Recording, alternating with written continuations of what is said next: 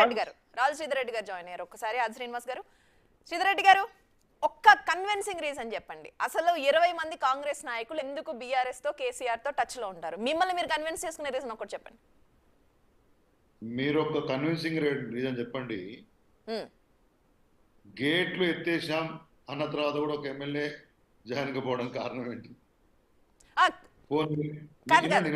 వాళ్ళు చెప్పేదానికి కొంచెం కన్విన్సింగ్ గా ఇప్పటికే ఒక ఇద్దరు ముగ్గురు నాయకులు డేర్ గా రేవంత్ రెడ్డిని కలిసన్నా కలిసారు, కానీ మీరు చెప్తున్న దానికి ఏంటి కన్విన్సింగ్ గా? ఒక్క సింగిల్ పాయింట్.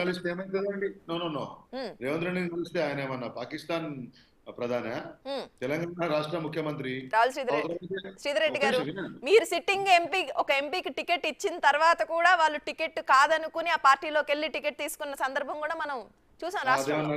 అదేమన్నా గొప్ప పని అండి? అదేమన్నా గొప్ప పని అమ్మ? అది దౌర్భాగ్య పని చేస్తే ఇంకా మీరు ఇంకా దాన్ని ఏదో పెద్ద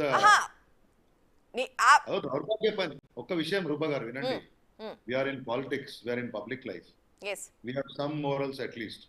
ఆయన మా పార్టీ నుంచి ఎమ్మెల్యే గెలిచిన తర్వాత ఎంపీ టికెట్ ఇస్తే ఎంపీ టికెట్ తీసుకొని మళ్ళీ పోయి వేరే పార్టీకి టికెట్ తెచ్చుకుంటే అది గొప్ప పనే? దాన్ని మళ్ళీ సమర్థించుడు, దానికి మీరు నా ప్రశ్నించుడేంది? ఒకటి. రెండవది, ఇక్కడ రేవంత్ రెడ్డి గారే చెప్పారు మేము గేట్లు ఎత్తుతున్నామండి, అందరు మా దగ్గరకు వస్తారని. ఒక్కరు పోలేదు ఎందుకు? నిన్నేదో ప్రకాష్ గౌడ్ గారు కలిసిరని చెప్పిండ్రు, పోతలేని అన్ని వార్తలు రాశారు, మళ్ళీ ఏదో పోతలేని వార్తలు రాసిండ్రు. నేనేమంటున్నా, I'm a sports man.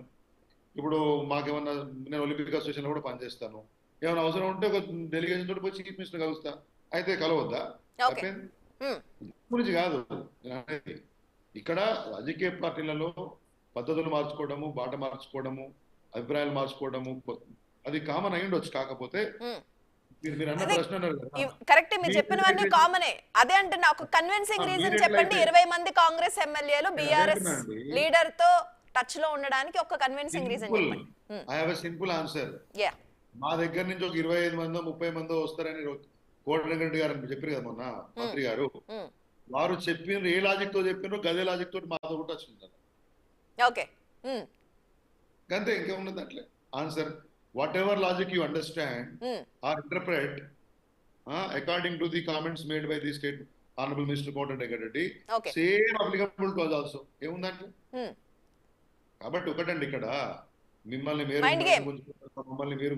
Confidence build చేసుకోవడానికి మాకెందుకు కాన్ఫిడెన్స్ బిల్డ్ ఉండాలి? 38 మంది ఎమ్మెల్యేలు మా దగ్గర ఉన్నారు.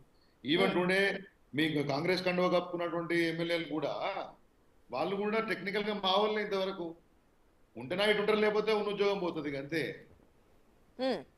గొప్ప పని అండి? నాకు అర్థం కాదు.